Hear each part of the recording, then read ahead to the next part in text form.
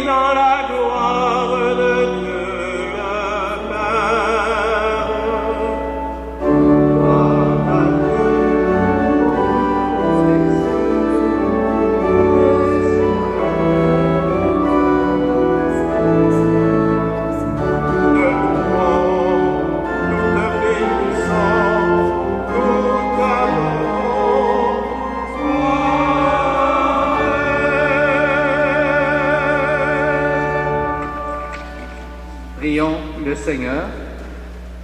Dieu, Père de Jésus-Christ, tu as fait de ton Fils le premier vivant. En lui, tu nous as réconciliés avec la vie. Que la paix qu'il a instaurée soit notre héritage aujourd'hui. En la partageant avec tous les humains, nous la recevrons comme notre bien commun pour les siècles des siècles.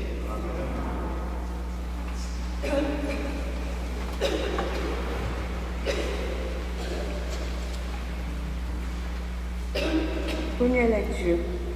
Lecture du livre des Actes des Apôtres. À Jérusalem, par les mains des apôtres, beaucoup de signes et de prodiges s'accomplissaient dans le peuple. Tous les croyants, d'un même cœur, se tenaient sur le portique de Salomon. Personne d'autre n'osait se joindre à eux. Cependant, tout le peuple faisait leur éloge. De plus en plus, des foules d'hommes et de femmes en devenaient croyants. S'attachaient au Seigneur.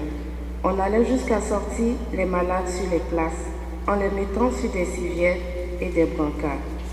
Ainsi, au passage de Pierre, son ombre couvrirait l'un ou l'autre. La foule accourait aussi des villes voisines de Jérusalem, en amenant des gens malades ou tourmentés par des esprits impurs. Et tous étaient guéris. Parole du Seigneur.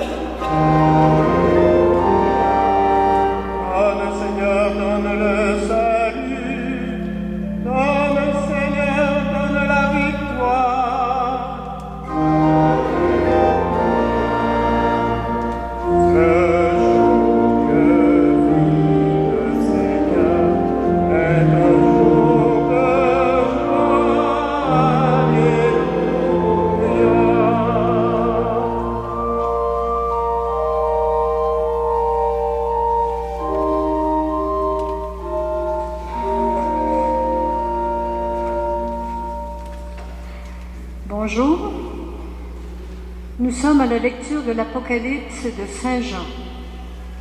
Moi, Jean, votre frère, partageant avec vous la détresse, la royauté et la persévérance en Jésus, je me trouvais dans l'île de Patmos à cause de la parole de Dieu et du témoignage de Jésus. Je fus saisi en esprit le jour du Seigneur et j'entendis derrière moi une voix forte, pareil au son d'une trompette. Elle disait, « Ce que tu vois, écris-le dans un livre et envoie-le aux 7 églises, à Éphèse, Smyrne, Pergame, Thyatire, Sardes, Philadelphie et Laodicée. » Je me retournai pour regarder quelle était cette voix qui me parlait. M'étant retourné, j'ai vu 7 chandeliers d'or, et au milieu des chandeliers un être qui semblait un fils d'homme, revêtu d'une longue tunique, une ceinture d'or à hauteur de poitrine. Quand je le vis, je tombai à ses pieds, comme mort. Mais il posa sur moi sa main droite en disant, « Ne crains pas, moi, je suis le premier et le dernier, le vivant.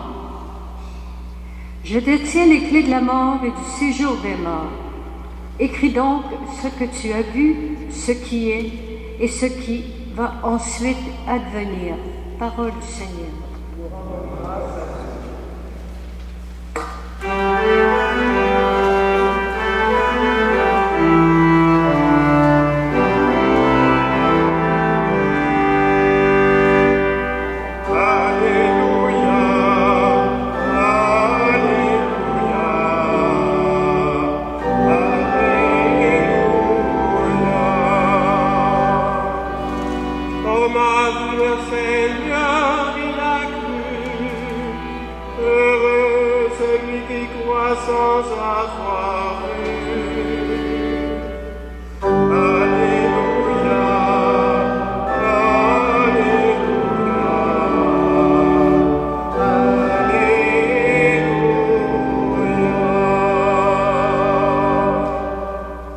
Le Seigneur soit avec vous.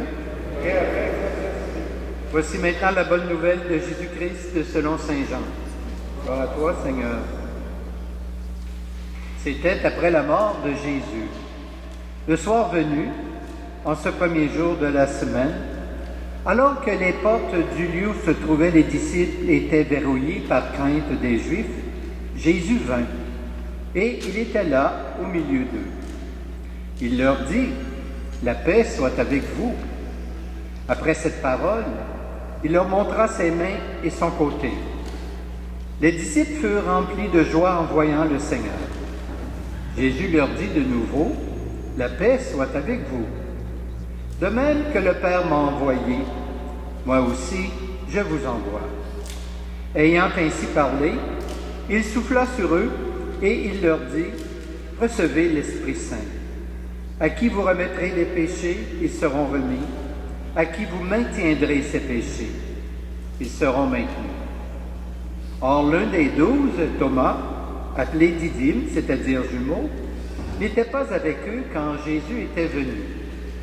Les autres disciples lui disaient, « Nous avons vu le Seigneur. » Mais il leur déclara, « Si je ne vois pas dans ses mains la marque des clous, si je ne mets pas mon doigt dans la marque des clous, si je ne mets pas la main dans son côté, non, je ne croirai pas. » 8 jours plus tard, les disciples se trouvaient de nouveau dans la maison et Thomas était avec eux. Jésus vient, alors que les portes étaient verrouillées, et il était là au milieu d'eux. Il dit, « La paix soit avec vous. » Puis il dit à Thomas, « Avance ton doigt ici et vois mes mains. Avance ta main et mets-la dans mon côté. Cesse d'être incrédule, sois croyant. » Alors Thomas lui dit, « Mon Seigneur et mon Dieu. » Jésus lui dit, « Parce que tu m'as vu, tu crois. Heureux ceux qui croient sans avoir vu. » Il y a encore beaucoup d'autres signes que Jésus a faits en présence des disciples et qui ne sont pas écrits dans ce livre. Mais ceux-là ont été écrits pour que vous croyiez que Jésus est le Christ, le Fils de Dieu, et pour qu'en croyant, vous ayez la vie en son nom. Acclamons la parole de Dieu.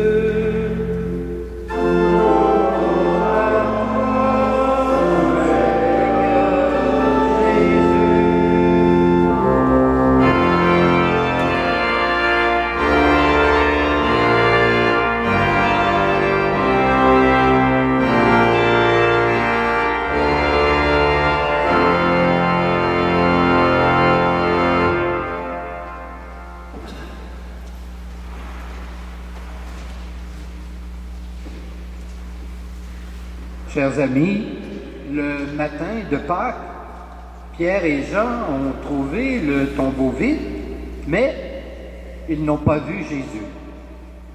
Il est apparu cependant à Marie-Madeleine, qui l'a annoncé immédiatement aux disciples. Mais visiblement, cela ne semble pas avoir eu beaucoup de suite. Le soir de Pâques, en effet, les disciples ont peur. Leur maître ayant été mis à mort sur une croix, ils ont donc verrouillé les portes et n'osent pas sortir, par crainte, dis-je, d'être reconnus et de subir le même sort que Jésus. Et voici que celui-ci fait irruption au cœur de leur peur. Il n'est pas dit qu'il passe au travers les murs, mais qu'il se rend présent autrement que ce qu'ils ont connu. Il n'est plus soumis aux lois physiques comme nous le sommes avec notre corps. Et pourtant, ce n'est pas un fantôme non plus. Les traces de sa crucifixion sur ses mains et son côté en sont la preuve. C'est bien leur Seigneur qui est présent, celui-là même avec qui ils ont vécu. Ils sont remplis de joie, évidemment, et une grande paix les envahit.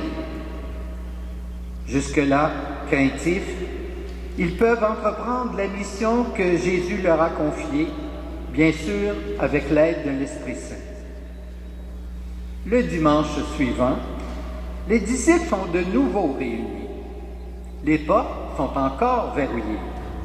Peut-être n'ont-ils pas vaincu leur peur totalement, mais sans doute parce que leur foi est encore hésitante.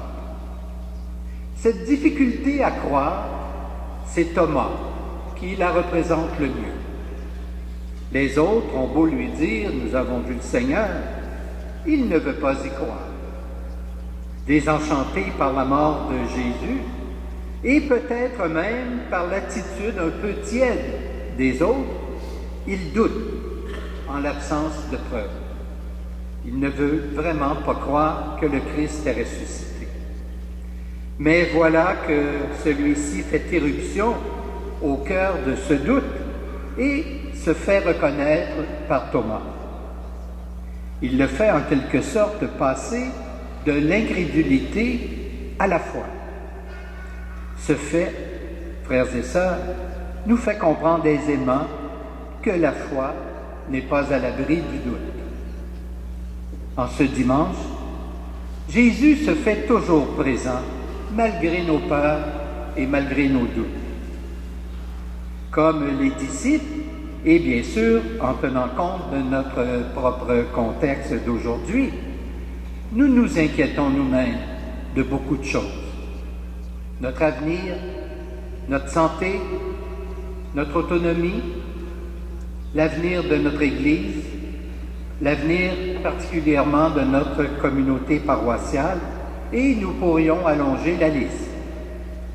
Comme Thomas, il nous arrive d'entretenir des doutes, de souhaiter obtenir des preuves concrètes pour continuer à croire, et cela spécialement à notre époque, où se dire chrétien, chrétienne ou encore catholique ne va pas nécessairement de soi. Nous serions peut-être même tentés de nous enfermer nous-mêmes à double tour par peur des autres. Et pourtant, comme Jésus qui a envoyé ses disciples en mission, le pape François nous invite à témoigner au grand jour de notre joie de croire. N'oublions surtout pas que ce qui a touché les premiers convertis après la résurrection de Jésus, c'est sans aucun doute la façon de vivre des premiers chrétiens. Voyez comme ils s'aiment, nous dit l'Évangile. Cependant, comme les disciples, comme Thomas, il nous faut d'abord faire l'expérience de la présence du Christ en nous et en nous laissant toucher nous-mêmes par ce dernier. C'est pourquoi, entre autres choses, que nous nous rassemblons le dimanche autour de la table de la parole et du pain de vie, car nous avons besoin les uns des autres pour grandir dans notre foi, cette foi qui, à son tour, a besoin d'être nourrie de jour en jour. Amen. Levons-nous maintenant et ensemble professons notre foi en ce Christ ressuscité. Je crois en Dieu, le Père Tout-Puissant, Créateur du ciel et de la terre, et en Jésus-Christ, son Fils unique, notre Seigneur, qui a été conçu du Saint-Esprit, est né de la Vierge Marie, a souffert sous Ponce Pilate, a été crucifié, est mort et a été enseveli, est descendu aux enfers, le troisième jour est ressuscité des morts, est assis à la droite de Dieu, le Père Tout-Puissant, d'où il viendra juger les vivants et les morts. Je crois en l'Esprit Saint, à la Sainte Église catholique, à la communion des saints, à la rémission des péchés, à la résurrection de la chair et à la vie éternelle. Amen. Thomas, finalement, a vu Jésus et il a cru. Heureux ceux qui croient sans avoir vu, nous dit Jésus. Tournons-nous maintenant vers le Père pour lui demander son soutien au nom de nos frères et sœurs de partout dans le monde. Pour l'Église, afin que la foi proclamée par ses dirigeants et ses membres soit toujours vive et sincère, Seigneur, nous te prions.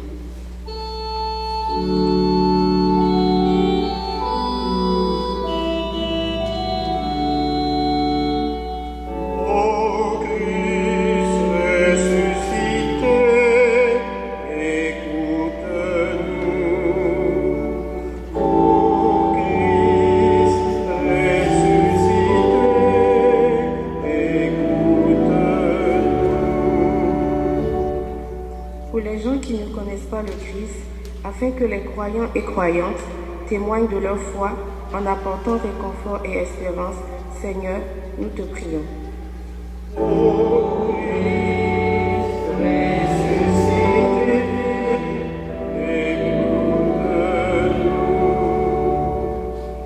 Pour les personnes qui doutent, afin que la confiance dans le ressuscité éclaire toutes les ombres et apaise les craintes. Seigneur, nous te prions. Ô Christ ressuscité, écoute-nous. Pour les enfants, afin que leur esprit d'émerveillement et leur candeur les ouvre au mystère de la vie nouvelle, Seigneur, nous te prions. Ô Christ ressuscité, écoute-nous. Enfin, j'offre cette dernière prière à vous tous, la communauté de l'Immaculée Conception, qui m'avait permis, pendant un court laps de temps, de lire les mots qui sont tellement importants pour notre avancement, pour notre spiritualité. Je remercie M. le curé, le maître de cérémonie et le fabuleux organiste que vous avez. Merci. Ô Christ ressuscité, écoute-nous.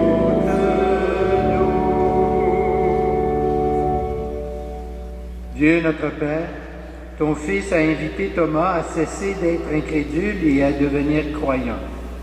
C'est pourquoi nous mettons notre foi en toi. Nous croyons que tu répondras favorablement aux prières que nous t'adressons par Jésus, le Christ, notre Seigneur. Amen. Amen. Nous allons maintenant recueillir vos offrandes.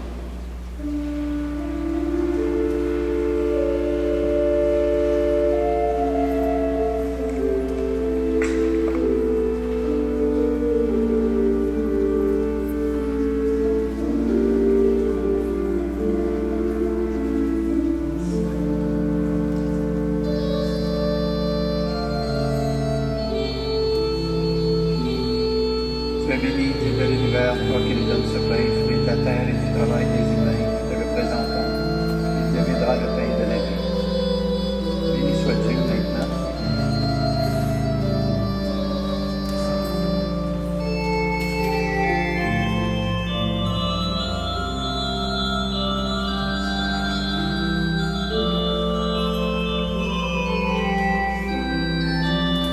Comme ça, tout se met au pain, comme ce commande de la chose.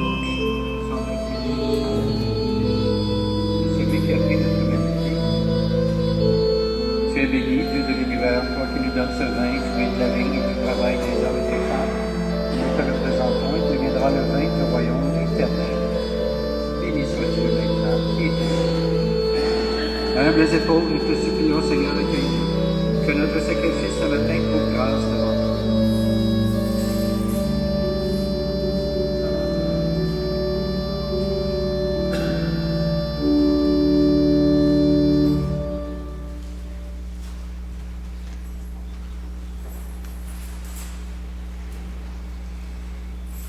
Prions ensemble au moment d'offrir le sacrifice de toute l'Église. Dans la résurrection de Jésus, Dieu notre Père, voici que tu fais toutes choses nouvelles. Soutiens l'espérance de ceux et celles qui t'offrent en ce jour le sacrifice pascal de ton Fils. En lui, tu es glorifié pour les siècles des siècles. Amen. Le Seigneur soit avec vous.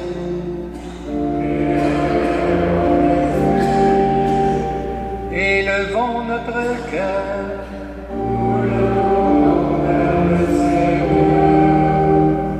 Rendons grâce au Seigneur notre Dieu.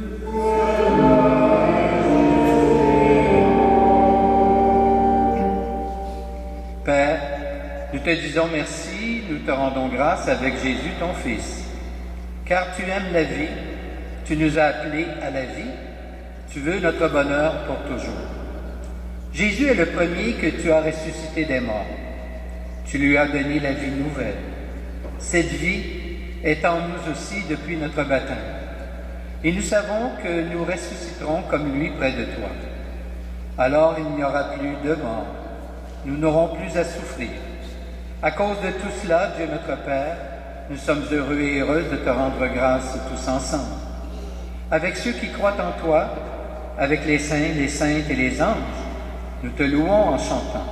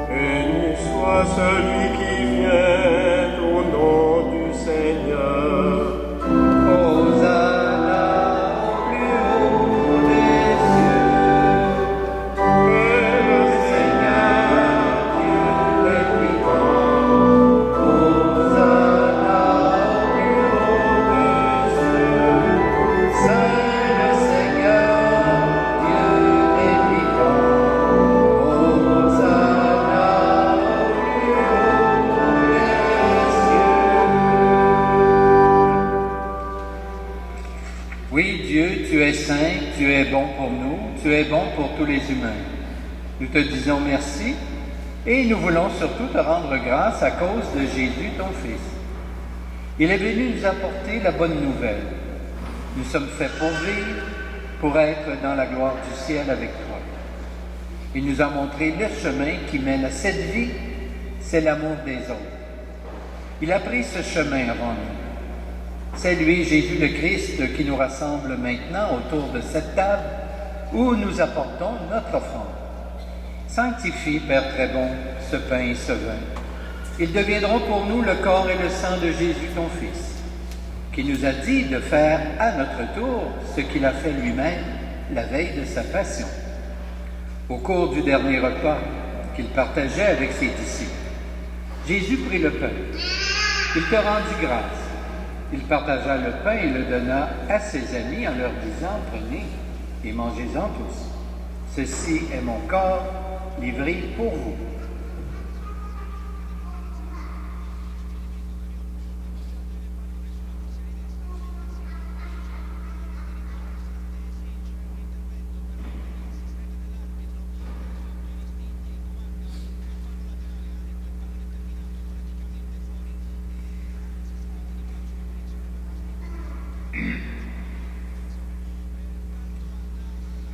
Il prit aussi la coupe de vin.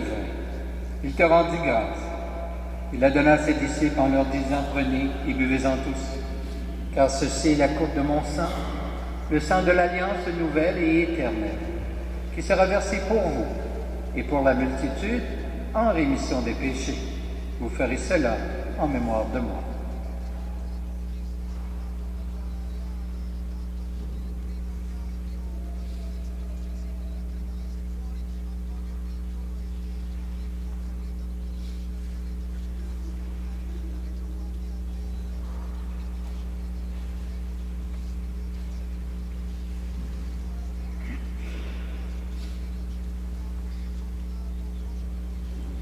Voilà pourquoi nous sommes ici rassemblés devant toi, Père, et tout remplis de joie, nous rappelons ce que Jésus a fait pour nous sauver. Dans cette offrande qu'il a confiée à l'Église, nous célébrons sa mort et sa résurrection.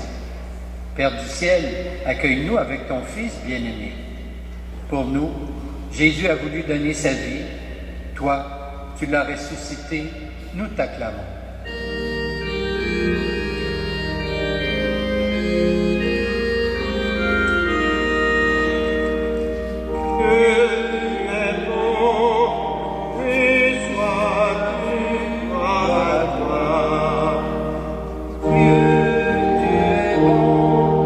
Loué sois-tu à toi.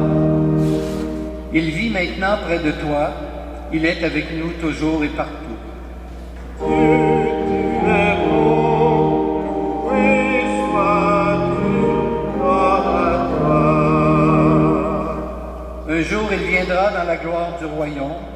Il n'y aura plus de gens tristes, malades ou malheureux. Tu es bon, loué sois-tu, gloire à toi. Père, nous allons recevoir à cette table, dans la joie de l'Esprit Saint, le corps du Christ. Que cette communion nous rende capables de vivre comme Jésus, donné à toi et aux autres. Viens en aide, Seigneur, à notre pape François, à notre évêque Christian et à tous les évêques. Accorde-nous et à tous les disciples de Jésus-Christ d'être de ceux et celles qui font la paix et le bonheur autour d'eux. Mets au cœur des chrétiens et chrétiennes la vraie joie de Pâques et qu'ils pensent à communiquer cette joie à ceux et celles qui ne savent pas encore que Jésus est ressuscité. Et puis donne-nous un jour d'être près de toi avec la Vierge Marie, la Mère de Dieu, Saint Joseph, son époux, avec tous les saints et saintes du ciel, tous ensemble dans le Christ. Par lui, avec lui et en lui. Amen. À toi, Dieu le Père Tout-Puissant, dans l'unité du Saint-Esprit. Amen. Tout honneur et toute gloire pour les siècles des siècles.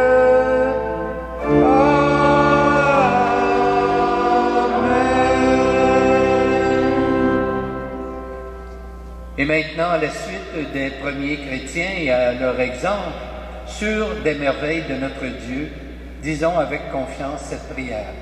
Notre Père, qui es aux cieux, que ton nom soit sanctifié, que ton règne vienne, que ta volonté soit faite sur la terre comme au ciel.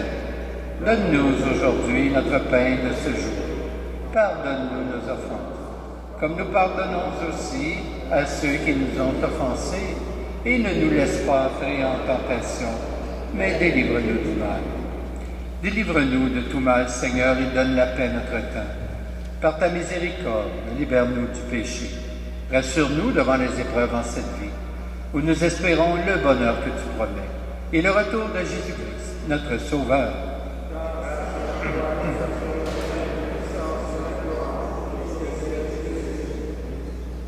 Seigneur Jésus-Christ, tu as dit à tes apôtres, « Je vous laisse la paix, je vous donne ma paix. Ne regarde pas nos péchés, mais plutôt la foi de ton Église. Et pour que ta volonté s'accomplisse, donne-lui toujours cette paix et conduis-la vers l'unité parfaite, toi qui règnes pour les siècles des siècles. Amen. Que la paix du Seigneur soit toujours avec vous. Échangeons un signe de paix entre nous.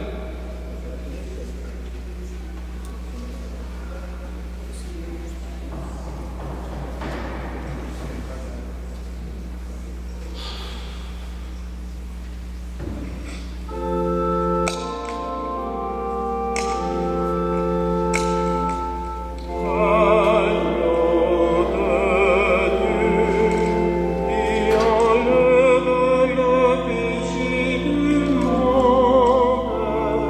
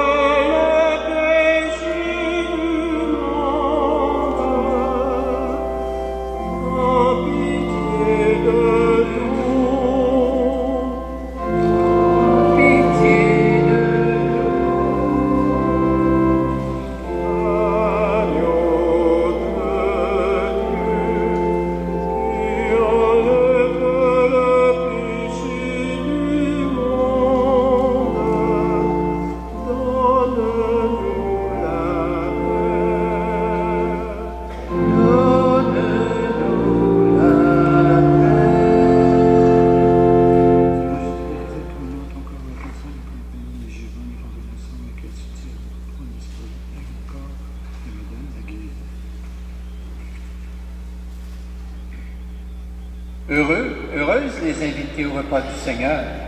Voici l'agneau de Dieu qui enlève le péché du monde. Seigneur, je ne suis pas digne de te recevoir, mais dis seulement une parole et je serai guéri. Que le corps du Christ nous garde pour la vie éternelle.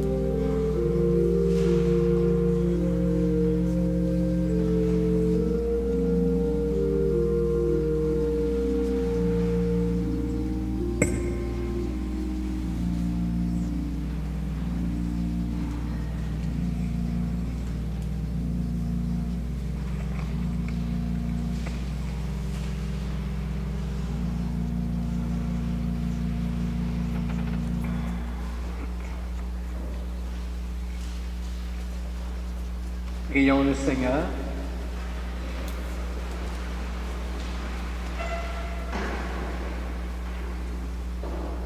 Seigneur Jésus, comme Thomas, nous voudrions bien pouvoir te toucher. Nous te rendons grâce pour ce pain rompu, signe de ta présence invisible. Donne-nous de savoir vivre dans la foi, en attendant de te contempler dans les siècles des siècles. Amen. Vous voudrez bien porter une attention spéciale au feuillet paroissial, car nous allons modifier un peu l'horaire de l'ouverture de l'Église. Vous savez que depuis fort longtemps, l'Église est ouverte toute la journée, avec son lot de complications aussi. Alors, il y a quelque temps, avec un peu plus de personnel, il y avait quand même une certaine présence assez continuelle dans l'Église. Le personnel étant réduit maintenant, nous ne pouvons plus assurer cette présence occasionnelle, donc nous allons réduire l'ouverture pour ne pas avoir de complications. Nous avons déjà trouvé des gens à l'intérieur de l'Église en ouvrant le matin, alors c'est pas tout à fait normal. Alors donc, voilà, vous voudrez bien porter cette attention. Bien sûr que l'Église sera ouverte, mettons, du lundi au mercredi, de 16h à 17h, en incluant la messe à 16h30. Donc, ouverture de l'Église pendant une heure, de 16h à 17h. Le jeudi, ce sera de 9h30 à 10h30, la messe étant à 10h le matin. Le vendredi, c'est fermé de toute façon. Le samedi, de 15h à 18h, donc le samedi après-midi seulement, ainsi que le dimanche matin, de 9h à midi. Alors, voilà. Alors, donc, je vais maintenant vous bénir. Le Seigneur soit avec vous. Que Dieu Tout-Puissant vous bénisse, le Père, le Fils et le Saint-Esprit. Amen.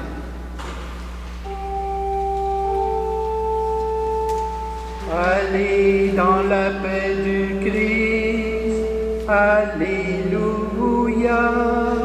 Alléluia.